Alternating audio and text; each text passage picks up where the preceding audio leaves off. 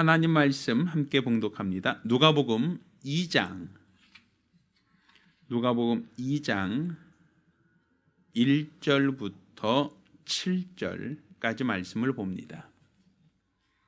오늘 함께 봉독하실 하나님 말씀 누가복음 2장 1절로 7절까지 말씀을 교독하겠습니다. 마지막 절은 같이 읽습니다. 이때에 가이사 아구소가 영을 내려 천하로 다 호적하라 하였으니 이 호적은 고레뇨가 수리아 총독되었을 때 첫 번 한 것이라. 모든 사람이 호적하러 각각 고향으로 돌아가매 요셉도 다윗집 족속인 고로 갈릴리 나사렛 동네에서 유대를 향하여 베들레헴이라 하는 다윗의 동네로 그 정원한 마리아와 함께 호적하러 올라가니 마리아가 이미 잉태되었더라. 거기 있을 그때 해산할 날이 차서 같이 있습니다. 맏아들을 강보사고 구유에 누였으니 이는 사간에 있을 곳이 없음이러라. 아멘. 할렐루야.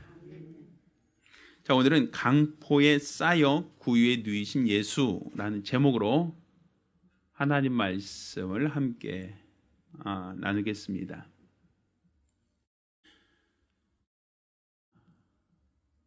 우리가 신앙생활을 할 때는 내 기준, 내 관점이 아니라 하나님의 기준, 하나님의 관점에서 보는 훈련, 그것을 우리는 주목해야 됩니다.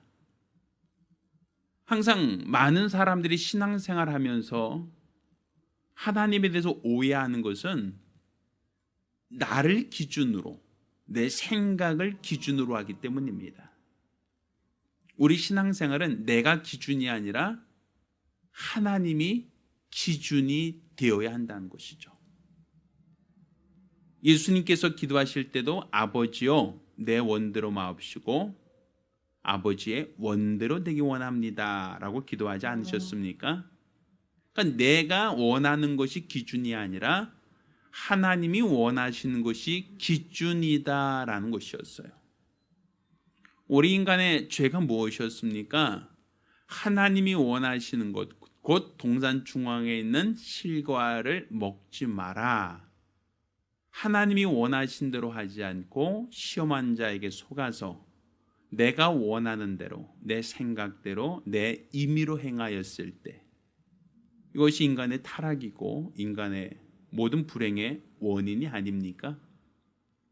그러니까 성경은 이와 같이 항상 관점을 내가 아니라 하나님의 관점에서 봐야 한다라는 거예요. 이것이 우리가 지금 갖고 있는 신앙과 세상 종교의 가장 근본적인 차이점이다라고 볼 수 있는 거예요. 세상 종교는 내가 기준이에요. 내가 복 받으려고, 내가 이 세상 살면서 무탈하려고, 내 문제를 해결받으려고 항상 나가 기준이죠. 나를 위해서 종교 생활하고, 나를 위해서 구제를 하고, 나를 위해서 노력하고 수고하는 겁니다. 반면 우리의 신앙은 내가 기준이 아니라 하나님이 기준이에요. 그래서 하나님의 말씀을 따라 순종할 때 그것이 나에게 고난이 될지라도, 그것이 나에게 힘겨운 삶이 될지라도 순종하며 나가지 않습니까? 때로 주 때문에 욕을 먹을 수도, 주님 때문에 세상으로부터 손가락질을 당할 수도, 또 주님 때문에 세상으로부터 미움을 받을 수도 있다는 걸 우리가 알고 있지 않습니까? 내가 기준이 아니라 주님이 원하시기 때문이라는 거예요. 그래서 이스라엘 백성이 광야길을 지나갈 때도 그들이 가고 싶은 곳, 원하는 곳으로 간 것이 아니라 하나님이 지시하시는 대로, 그들이 원할 때 움직인 게 아니라 구름 기둥과 불 기둥이 움직일 때만 그들이 같이 움직일 수 있었다라고 되어 있지 않습니까?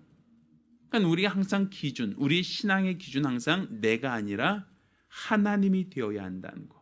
이게 바로 신본주의 신앙이라고 말할 수 있는 거예요. 그럼 오늘 우리가 읽은 이 본문, 예수님께서 말씀이 육신을 입고 세상에 오셨다. 또 그가 베들레헴, 유대 베들레헴에 나셨다. 사관이 없음으로 말미암아 마구간에서 그분이 태어나셨고 강포에 쌓여 구유에 누이셨다. 이런 표현이죠. 자, 우리가 생각할 때 예수님께서 이렇게 하셨다. 그분이 사관이 없어서 짐승들이 머무는 곳에서 태어나셨고 또 그분이 태어나실 때 강포에 쌓여 구유에 누이셨다. 뭐 이런 부분들을 우리가 그랬나 보구나, 그랬었대라고 하는 관점으로 보지만 이것을 시각을 하나님의 기준에서 하나님의 관점으로 한번 보자라는 거예요. 하나님 편에서 봤을 때는 그분은 전능하신 분이시죠. 그분은 무소부지하신 분이시죠. 그분은 어떤 것에도 제한을 받으시는 분이 아니란 말입니다. 근데 그 말씀이 육신을 입으실 때, 그 육신을 입으시는 그 과정은 육신이라고 하는 그 제한된 환경에 갇히게 되는 거예요. 생로병사라고 하는 사람의 출생과 사람의 육체 연약함과 죽음이라고 하는 것을 그분이 몸소 체험하시게 된단 말입니다. 어떻게 된다면 우리 인간은 당연하다라고 여겨지는 부분, 태어났으니까 당연히 한평생 살다가 죽으면 그만이지 라고 하는 생각을 갖고 살고 있지만 그것이 하나님 편에서 본다면 하나님 편에서는 결코 평범한 게 아니란 말이에요. 그거는 조물주에게 있어서는 굉장히 제한되고 답답하고 괴로운 삶이란 말입니다. 내 기준에서는 당연하고 내 기준에서는 정상적이지만 하나님의 관점에서 볼 때는 결코 정상적이지 않다라는 거죠. 우리 그러죠. 물고기들이 물속에서 헤엄치고 사는 것은 우리 정상적이죠. 그렇지만 그 물고기를 우리가 바다에서 또 혹은 강에서 건져내서 우리 육지에 두면 어떻습니까? 우리는 호흡하는데 전혀 멀쩡하고 전혀 우리는 문제가 없지만 물고기들은 공기, 땅 위에 올라와서는 호흡하는 것도 힘들어하고 굉장히 고통스러워할 겁니다. 왜 그렇죠?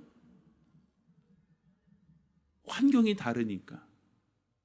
반대로 우리 인간에게 물속에 집어넣으면 우리 인간들은 굉장히 제한을 받아요. 숨 쉬는 것도 어렵고 물속에 사는 것도 불가능하죠. 물고기들이 봤을 때는 왜 숨 쉬는 게 힘들어? 라고 얘기할 수 있겠죠. 그렇지만 물고기 입장에서는 물속에 정상적인 삶이 있지만 우리 인간은 물속이 정상적이지 않거든요. 그러니까 관점이 다르단 말이에요. 물고기는 내가 사는 곳에 나오면 고통스럽고 우리 인간은 물속으로 들어가면 그 자체가 고통스러운 거예요. 그것처럼 하나님 편에서 봤을 때 절대적인 신의 관점에서 봤을 때 인간의 세계로 들어온다라고 하는 것은 우리들은 평범한 일, 정상적인 일, 당연한 일이지만 하나님 편에서 본다면 그것은 정상적이지도 않고 당연한 것이 아니라는 거죠. 그분에게 있어서는 그분이 가지고 있는 능력, 하나님이 가지고 있는 그 권능을 제한받을 수밖에 없는 게 육신의 몸을 입으시는 거예요. 그러니까 육신의 몸을 입으신다? 그냥 태어나셨대가 아니라 하나님 편에서 봤을 때는 굉장히 제한을 받고 굉장히 그의 삶이 괴로움을 받는 육체로서 한계, 육체로서 연약함을 몸소 경험하게 되는 그러한 고통이다라는 것이죠. 자, 성경은 예수님께서 예언을 따라오셨다라고 말을 하고 있어요. 그 예언을 따라오시되 그분은 그냥 신화적인 존재가 아니라 법적으로 출생 신고를 한 역사적인 분이다, 역사적인 사건이다라고 얘기하고 있죠. 그러면 예수님께서 호적하러 오셨다가 호적을 하셨으니까, 태어나셨으니까, 호적하기 전에 태어나셨으니까 태어나자마자 호적에 등재되어졌겠죠. 출생 신고를 했다는 건 법적으로도 태어났다라는 얘기가 되는 거예요. 그러니까 역사적인 사건, 역사 속으로 들어오셨다라는 얘기죠. 자, 그런데 그분이 이 호적하러 가는 여정 속에 유대 베들레헴에서 그분이 태어나셨다라고 되어 있어요. 자, 이 베들레헴이라고 하는 것은 유대 고을 중 가장 적은 고을이다라고 하는 하나님의 예언이 있었던 곳입니다. 근데 예언이 있었던 곳에서 주님이 나셨다. 말씀이 육신의 몸을 입으셨다라는 것만이 아니라 예수님께서 이 몸을 입으셨을 때 왜 굳이 베들레헴이냐라는 거예요. 이 베들레헴이라고 하는 그 말의 뜻은 무엇이냐면 방앗간이에요. 방앗간. 떡집이란 얘기예요. 우리가 생각할 때 방앗간에서 뭐 하는지 기억하세요?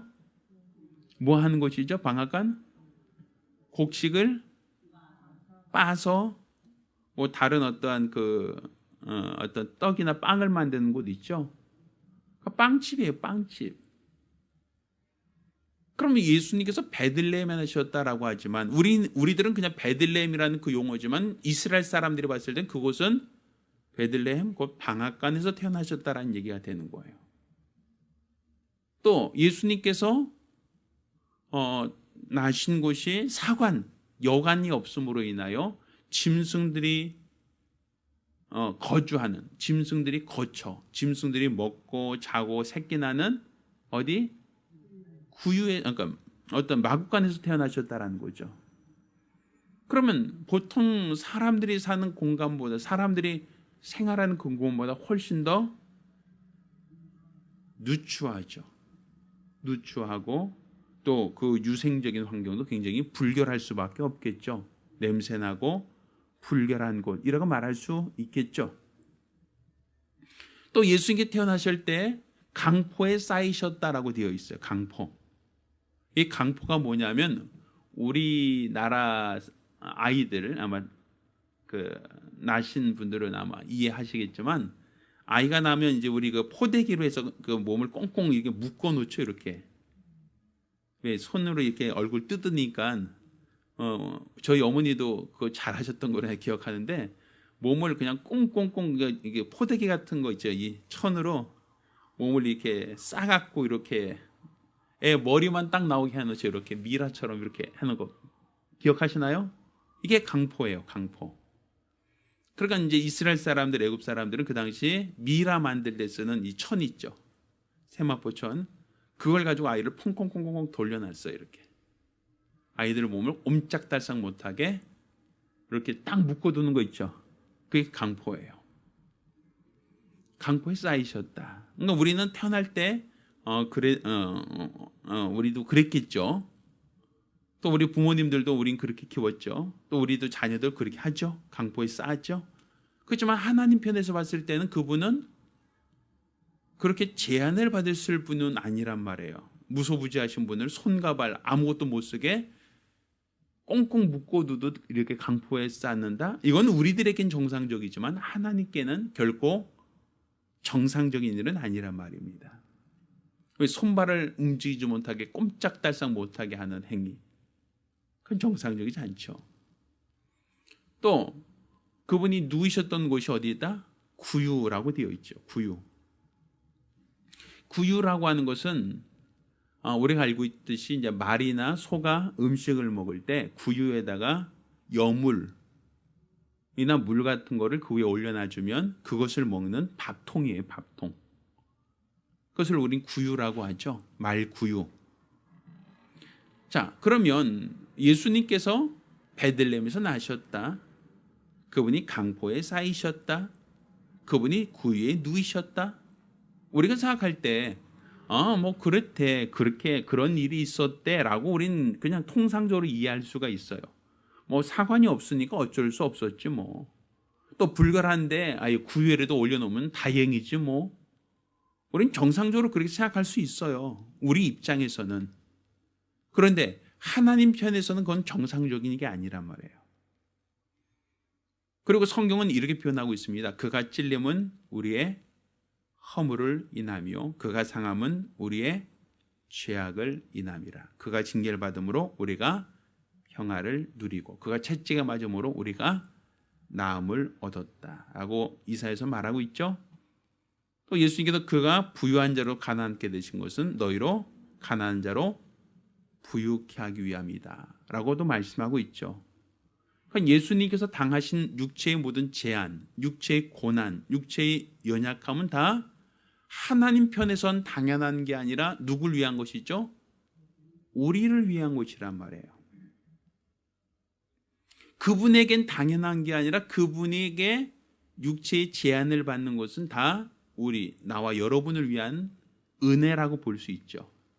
자, 그러면 제가 예언을 따라오신 분이 베들레헴에서 나셨다. 그리고 그분은 강포에 쌓이셨다. 그분이 구유에 누이셨다. 이 공통 분모가 보이시나요?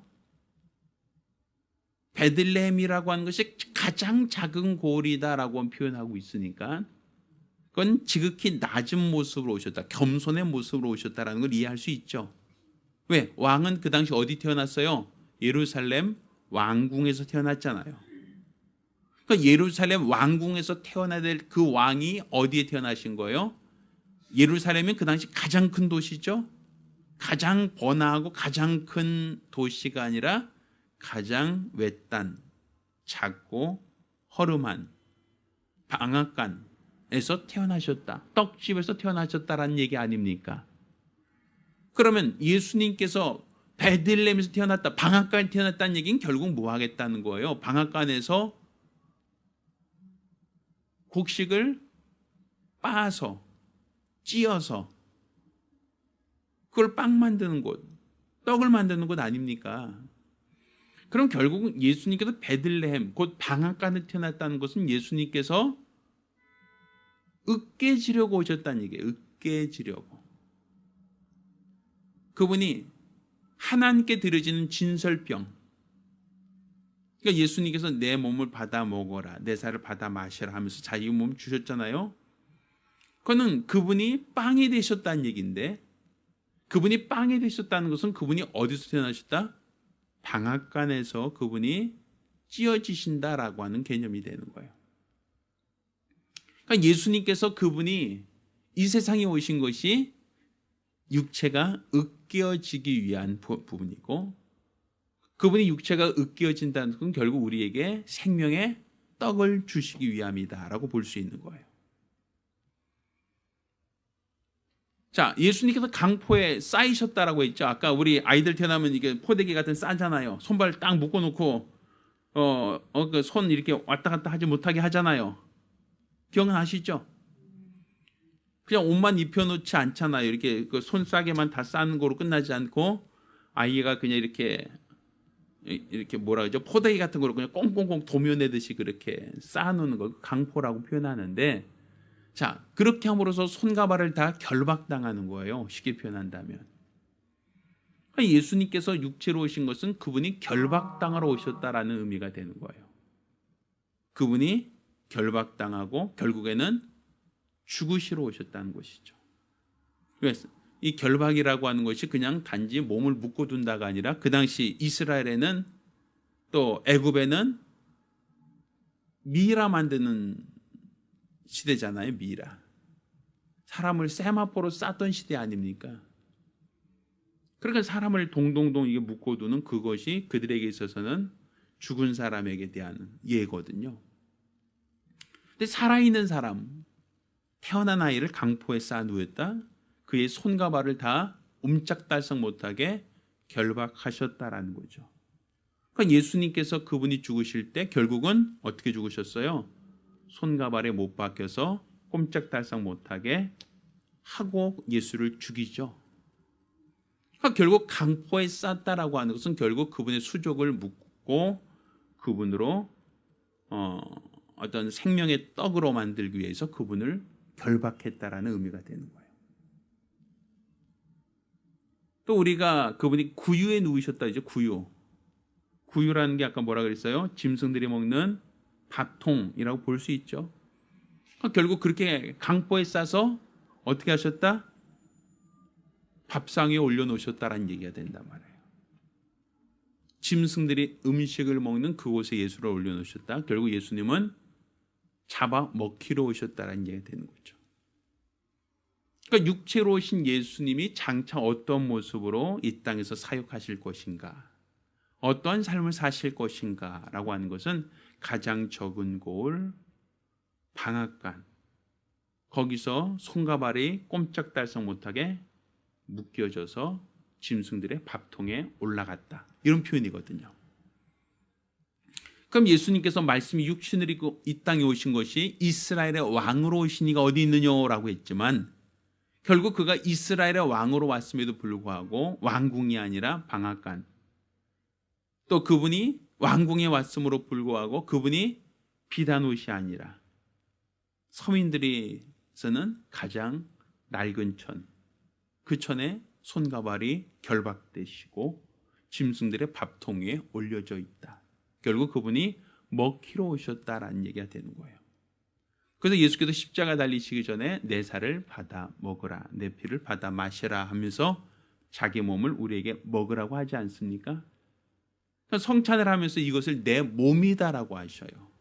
이것은 너희를 위하여 흘리는 바 내 피, 곧 언약의 피라고 얘기하시죠.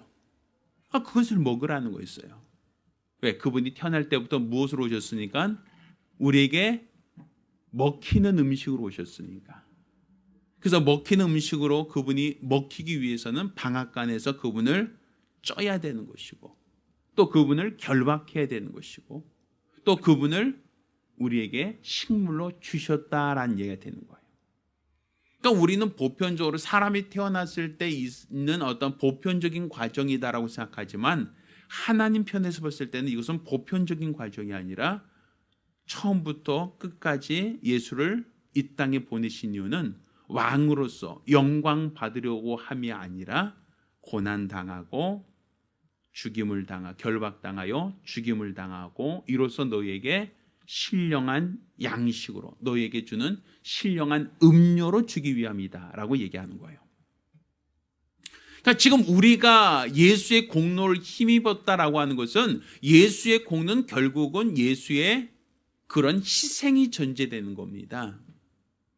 내가 예수로 인하여 하나님의 자녀가 되었습니다, 내가 예수를 믿고 구원받았습니다 라고 얘기하지만, 그것은 나를 위해서 고난당하신 이가 있다라는 얘기를 하는 거예요. 나 위하여 고통당하신 이가 있다. 나 위하여 자신을 찢고 자신을 결박당하고 자신이 먹히는 그러한 신분으로 오신 분이 있다라는 걸 전제로 하는 거예요. 그러니까 지금 우리의 믿음, 우리의 신앙이 예수 믿습니다라고 하지만, 그 예수는 죽으러 오신 예수입니다. 고난당하신 예수입니다. 우리 위하여 결박당하신 예수입니다. 우리 위하여 죽기까지 복종하신 예수입니다. 자, 그러면 우리가 그의 은혜를 입었다라고 할 때, 아까 그의 찔림은 우리의 허물, 그의 상함은 우리의 죄악, 그가 채찍에 맞으면 우리의 나음. 그럼 한번 보세요. 내가 지금 그분의 공로를 힘입었다는 것은 내가 죽어야 할 그 자리에 예수가 대신 죽으신 거 아닙니까? 그럼 내가 깨어져야 할 그 자리에 주님이 대신 깨어지신 것, 내가 결박되어져야 될 그 자리에 주님이 대신 결박당하신 것, 내가 원수들에게 먹혀야 될 그 자리에 주님이 대신 먹히신 거란 말이에요. 왜? 아담이 범죄했을 때 뱀에게 뭐라고 얘기합니까? 넌 종신토록 배로 기어다니며 흙을 먹으라 했잖아요. 먹으라고 했잖아요. 먹잇감이 되라고 한 거 아닙니까? 주님께서. 여자 우선 뱀의 머리를 상하게 한다라고 했지만, 뱀에게는 배로 기어다니며 흙을 먹으라고 얘기하고 있단 말이에요. 육체를 합법적으로 먹이로 삼으라고 되어 있단 말이에요. 그러니까 예수님께서 대신 그분이 먹이가 되셨다는 거예요. 그분이 깨어지고, 그분이 상하시고, 그분이 결박당하시고, 그분이 먹잇감이 되어주셨다라는 얘기죠. 그것은 누굴 위한 겁니까? 누굴 위한 겁니까? 저와 여러분 아닙니까? 그러니까 예수의 공로를 힘입었다라고 하는 것은 내가 결박당할 자리에 주님이 대신 결박당하셨다. 이게 공로예요. 내가 죽어야 할 그 자리에 주님이 대신 죽으셨다. 이게 공로예요. 내가 아파야 될 그 자리에 주님이 대신 채찍에 맞으셨다. 이게 공로란 말입니다. 하나님으로서 그런 생소한 환경, 하나님으로서 그런 생소한 경험, 하나님으로서 역사적으로 오셔서 그분이 그렇게 고난당하시고 죽으시고 결박당하신 그 모든 과정은 누굴 위한 것입니까? 결국은 하나님의 뜻을 이루기 위함이고, 하나님의 뜻은 바로 우리를 구속하려고 하는 하나님의 뜻을 이루려고 하셨다라는 거죠. 그러니까 예수님이 복종하신 것은 우리를 위하셨다라고 생각하지만 우리를 위하신 게 아니라 아버지를 위하신 거예요. 아버지의 뜻을 이루시려고, 아버지가 원하시는 것을 성취하려고 해요. 그러니까 우리가 구원받았다는 것은 결국 그 뜻이 이루어진 겁니다. 그래서 우리 주기도문 할 때 한번 외워보세요. 시작. 하늘에 계신 우리 아버지여, 이름이 거룩히 여김 받으시오며 나라하며 오시며 뜻이 하늘에서 이룬 것 같이. 그거 봐요. 뜻이 어디서 이루어졌대요? 그렇지. 그게 어디서도, 그렇죠. 뜻은 하늘에서 먼저 이루어진 것이 땅에서도 이루어지는 거예요. 그러니까 우리 하나님의 계획은 하늘에서 먼저 계획되고 땅에서 이루어지는 거예요. 그러니까 예수가 이 땅에 오셔서 고난당하고 결박당하고 죽으신다라는 것은 이미 하나님이 하늘에서 정하신 뜻이고, 이제 그것이 땅에서 우리 안에서 이루어져야 되는 거예요. 그러니까 예수께서 역사적인 실체로 오셔서 그분이 이렇게 육체를 입으심으로써 찢어지고 결박당하고 먹이가 되셨다. 그 얘기는 결국 누구를 위한 거예요? 예수의 공로는 누구를 위한 겁니까? 우리 위한 거 아니에요. 그러니까 우리가 세상에서 찢어지는 것, 결박당하는 아픔, 먹잇감이 되는 그 모든 것은 누가 대신 지셨다? 예수. 그럼 여러분은 결박당할 이유가 있습니까? 여러분은 먹잇감이 될 이유가 있습니까? 더 이상? 없잖아요. 왜? 뱀에게 흙을 먹으라고 하신 것은 권세지만 그분이 대신 먹혔단 말이에요. 그럼 이제 더 이상 우리는 그의 먹이가 될 이유가 없잖아요. 그러니까 뱀에게 흙을 먹으라 할 그 권세는 이미 예수로 인해서 끊어진 거예요. 내가 찢어져서 내가 상해야 될 모든 고난도 주님이 대신 지셨다. 내가 결박당해야 될 모든 결박도 그분이 대신 지셨다. 내가 원수들에게 먹잇감이 되어야 될 그 모든 것도 주님이 대신 짊어지셨다. 그러니까 내가 예수를 믿는다는 것은 예수로 말미암아 자유해야 되는 거예요. 여러분 자유하십니까? 예수 믿고 자유하세요? 예수 믿더니 자유하십니까? 아니요. 예수 믿었던 여러분이 모든 결박으로부터 자유하셨어요? 여러분을 깨트리고 상하는 모든 고난으로부터 여러분 자유하십니까? 원수들이 여러분을 함부로 해치 못하도록 여러분은 참 자유를 얻으셨습니까? 이게 믿음이에요. 예수님은 역사적인 사건, 역사적인 실체로 오셔서 역사적으로 그 모든 일을 이루셨지 않습니까?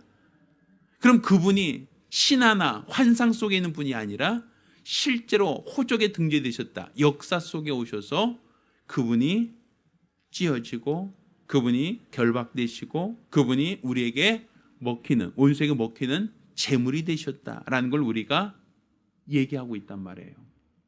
성경은 두 마리 양 중에 아사셀에게 보내는 양이라는 표현이 있죠. 아사셀에게 보내는 양은 뭐예요? 양을 무인지경으로 보내서 아사셀에게 먹히는 양을 말하지 않습니까? 그러니까 예수님은 그분이 결박당한 상태로 그분이 원수에게 먹히셨다. 그게 죽으셨다라는 얘기예요. 그게. 그렇지만 하나님이 그를 다시 살리셨고 부활하셨다라고 성경 말하고 있는 것이죠. 그러니까 지금 우리가 예수의 공로를 힘입었다는 것은 나 대신 예수님은 찢어지시고 나 대신 예수님은 결박되시고 나 대신 예수님이 원수에게 먹히셨다. 이제 내가 바라바처럼 누굴 풀어주랴 할 때 예수를 대신해서 죄에 있는 바라바가 자유를 얻었던 것처럼 우리도 예수의 공로를 힘입어서 우리는 자유를 얻어야 된단 말이에요. 예수를 믿는다는 것은 예수를 믿음으로 자유를 얻을 때 우리가 그 말씀이 이루어지는 거예요. 나를 찌으려고 하는 그 모든 고난으로부터 또 나를 결박하려고 하는 그 모든 결박으로부터 나를 잡아먹으려고 하는 수많은 원수들로부터 내가 자유한 것, 이게 바로 우리가 예수를 믿는 이 믿음의 증거입니다. 따라 저와 여러분 모두가 예수를 믿는 이 믿음의 거룩한 역사가 있기를 예수 이름으로 축원합니다. 그냥 막연하고 그냥 관념적인 신앙이 아니라 실제로 나를 대신하신 예수, 하나님으로서 왜 그 고난을 당하셨습니까? 왜 하나님으로서 그분이 방앗간에 오서 왜 찢겨지는, 왜 그분이 하나님으로서 왜 결박을 당하십니까? 왜 하나님으로서 그분이 원수에게 먹히셔야 됩니까? 누구 때문에? 누구 때문에? 누구 때문에? 저와 여러분 때문 아닙니까? 그러니 그분이 대신 당하셨으니 나는 자유해야죠. 그분이 나 대신 맞으셨으니 자유해야죠. 나 대신 죽으셨으니 자유해야죠. 이게 신앙입니다. 우리 신앙은 내가 노력해서 얻어지는 게 아니라 예수의 공로를 인정하고 믿는 것. 예수의 공로 안에서 우리가 자유를 얻는 것입니다. 따라서 예수께서 베들레헴에 오셔서 말구유에 누이셨다. 강포에 쌓여 누이신 예수를 보라 하고 말씀하시는 것은 바로 우리가 누워 있어야 할 자리, 우리가 죽어야 할 자리, 우리가 결박돼야 될 자리에 주님이 나 대신 오셨다. 나 대신 고난당하셨다. 나 대신 결박당하셨다. 나 대신 죽으셨다. 이것을 믿으시기를 예수 이름으로 축원합니다. 기도합니다. 우리가 기도하실 때 나 대신 오신 예수, 나 대신 죽으신 예수, 나 대신 결박당하신 예수, 그 예수를 우리가 믿어야 됩니다. 믿는다는 것은 예수의 공로로 말미암아 나를 결박하는 그 어떤 결박으로부터, 나를 삼키러 가는 그 어떤 원수로부터 나는 자유할 때 예수의 공로가 내 안에 나타난 것입니다. 따라 주여, 나로 예수의 공로가 내 안에 있게 하시고 그의 공로로 말미암아 나를 결박하고 나를 해치려고 하는 수많은 원수로부터 내가 참 자유를 얻을 수 있게 해달라고 간절히 사모하며 한 목소리로 기도합니다. 은혜로우신 아버지 하나님, 우리 하나님께서 큰 은혜를 도와사 그가 가난케 되심은 나를 부유케 하기 위함이요, 그가 결박당하신 것은 나로 자유를 얻게 하고, 그가 십자가에 달려 죽으신 것은 나에게 생명을 주기 위함이라는 걸 우리가 알고 있사오니 이것이 관념화되지 않게 도와 주시옵소서. 예수의 공로가 내 안에 있어 그의 공로가 나에게 능력이 되고 생명이 되고 권능이 될 수 있도록 도와 주시기를 원합니다. 우리 하나님 말씀이 살아 역사하고 하나님의 거룩한 은혜가 역사하는 거룩하고 복된 성도들, 믿음의 사람들이 되어지기를 원하오니 우리 하나님께서 복 주시고 은혜도 하여 주시옵소서. 일평생 우리 주가 원하시는, 우리 주가 바라시는, 우리 주가 기뻐하시는 거룩한 믿음으로 사용되어지기를 원하오니 우리 하나님께서 복 주시고 은혜도 하여 주시옵소서. 우리로 세상을 이기게 하시고 악한 자를 이기게 도와주시며 예수 이름의 권세와 능력을 힘입어 날마다 승리하기를 원하오니 우리 하나님께서 큰 은혜를 더하여 주시옵시사. 예수 이름의 증거, 예수 이름의 능력을 가지고 날마다 승리하는 거룩하고 복된 성도들, 믿음의 사람들이 될 수 있도록 도와 주시옵소서. 우리 주 예수의 은혜가 있게 하시고 예수 이름의 능력과 권세가 있게 하시며 하나님이 사랑하시고 기뻐하시는 예수의 공로가 우리 삶 속에 드러남으로써 참 자유와 참 평안을 누리게 도와 주시옵소서. 살아계신 우리 주 예수 이름으로 기도드렸습니다. 아멘. 하나님 아버지, 사람들이 태어나는 곳, 또 사람들이 살면서 고난을 당하는 곳, 또 사람들이 원치 않는 결박을 당하고 또 때로는 육체로서 죽임을 당하는 것, 이 모든 것이 사람의 운명이고 모든 대부분의 사람들이 그런 삶을 살고 있습니다. 그렇지만 하나님으로서 육체를 입으시고 세상에 오셔서 이렇게 낮고 누추한 곳에, 짐승들이 머무는 곳에 그가 내려오신 것, 가장 작고 작은 고을로 내려오신 것, 또 방앗간에 내려오셔서 당신이 찢기시는 곡식이 되신 것, 또 강포에 쌓여져서 그분이 손과 발 꼼짝달싹 못하게 결박당하신 것, 또 결국 그가 말구에 누이셔서 짐승들의 먹이가 되신 것, 이 모든 것들이 바로 우리를 위한 것, 우리를 위한 공로라는 것을 깨닫게 도와 주시옵소서. 따라서 우리는 예수의 공로를 힘입어 하나님의 은혜와 사랑을 받고 예수의 공로를 힘입어 세상을 이기게 도와 주시옵소서. 교회를 다니며 예수를 믿는다라고 하면서도 여전히 결박당하고 여전히 먹히고 여전히 고난당하는 자들이 없게 도와주시고 예수의 공로를 힘입어 날마다 이기며 날마다 승리하는 복된 성도들이 될 수 있도록 도와 주시옵소서. 살아계신 우리 주 예수 이름으로 기도드렸습니다. 아멘. 이제는 우리 주 예수 그리스도의 은혜와 아버지 하나님의 그 극진하신 사랑과 보혜사 성령님의 교통하시고 역사하심이 오늘 이와 같이 예수의 공로를 힘입어 세상을 이기며 악한 자를 이기며 믿음으로 살기로 결심한 우리 모든 성도들과 가정들을 위해 이제로부터 영원까지 함께 있을지어다. 아멘. 우리 하나님께 영광의 목소리 드리겠습니다.